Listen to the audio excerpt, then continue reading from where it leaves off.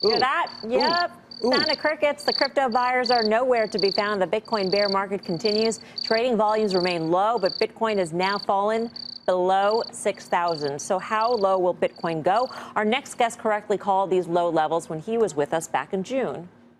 We're looking at about 6,250 as the next point, and if it goes under that, we're going to test 5,900. Let's welcome back Rand Neuner, founder of On-Chain Capital, the host of Cnbc Africa's Crypto Trader. Rand, welcome back. Good to see you. So good to be here, and the market is at 5,900, as I called it the last time I was here. Yeah, and so now what? Now what are you looking for? What levels? Look, unfortunately, the same model that told us that we're going to 5,900 is telling us that there's more blood to come. It's calling a 62% chance of a bear market, and a bear market means that we're going to test 5,350 as the next point. And there's a 62% chance of that.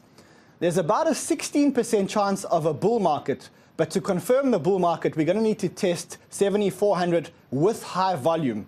So right now, my money is on the market continuing to go down and going down to about 5,350, which is the next stop. And the time horizon there is in about the next 2 weeks. You know, the mining cost of Bitcoin is reportedly right around these levels at this point, Rand. How does that factor in, if at all? It's a huge factor, but what's going to happen is when the miners find that it's not viable for them to mine, what they're going to do is they're going to switch off their machines, and there's going to be fewer machines in the ecosystem, and the machines that are left are actually going to continue to mine. So we are at those levels. We received some notifications from some of the miners that they have already switched off their machines. So we're there, and the miners are switching off their machines, and there's going to be the same, a fewer number of miners with the same amount of mining.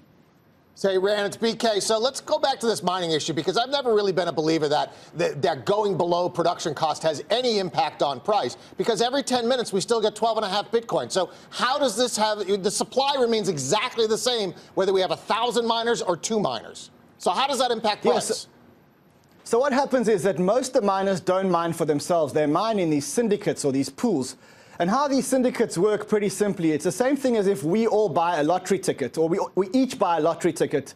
And we say that if we win the lottery, we'll share the winnings between us. Now, if there are 10 of us which have got a lottery ticket, we have to split the lottery winnings between 10 of us.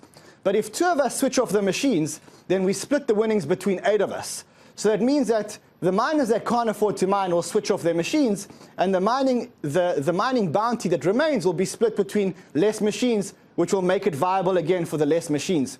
What I can tell you is that there's going to be a lot less investment in new mining infrastructure, because it's not viable to buy the machines to put them in the mining infrastructure today. Hey, Rand, it's Tim. I think theoretically, cost of production only means something if there's real demand on it, but that's not my point. You think it's going lower. I'm curious how you would play that. And in fact, do you see people taking short positions out there, or in fact, how would you recommend people do that if they think it's going lower? So I always say the same thing. It depends on your time horizon. If you understand the technology and you're a bull, then now is a great time to be buying. We know that there were 27,000 blockchain startups in 2017. In the first 6 months of 2018, there are 28,000 blockchain startups. There's a huge venture capital scene, and the blockchain is progressing, and this thing isn't going away. That's if you're a long-term bull. If you're day trading, or you're trading in the next week or 2 weeks, I'm calling 5,350 in the next week or 2, and so you could possibly take a short position, and there's probably 10% in it. Oh, so that 5,350 call that you're making, that's short term. I mean, that's next 7 days or so. That's the next 2 weeks. The next 2 weeks. Okay. What is the one coin that you would buy right now, Rand? One coin, well, I'm looking at infrastructure, and I'm looking at the infrastructure or the blockchain plays, the protocols, and they seem to be really undervalued. And that's the base layer of this whole blockchain. So it's a toss-up for me between 2 coins. The one coin is Neo, which is the Chinese blockchain or the Chinese version of Ethereum. And the other coin for me is Cardano, or ADA, which is it's a protocol level. It's a protocol, a blockchain protocol, which I think is highly undervalued. All right, Rand, great to see you. Thanks for your time.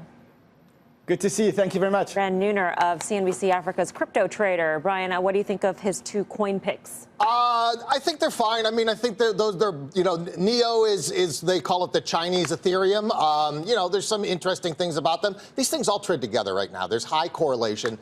It's extremely volatile. You look at 90-day rolling correlation on Bitcoin, it's 5%. So to get to 5,300 is like 2 days trading, right? So I think that's the point I'd make, is that this is extremely volatile. It's new technology, and you got to be able to deal with the volatility.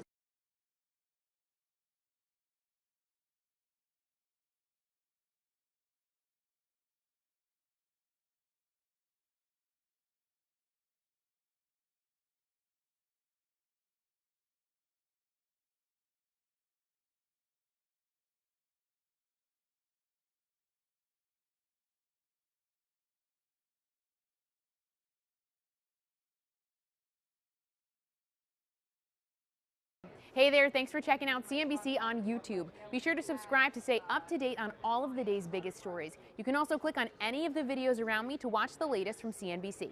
Thanks for watching.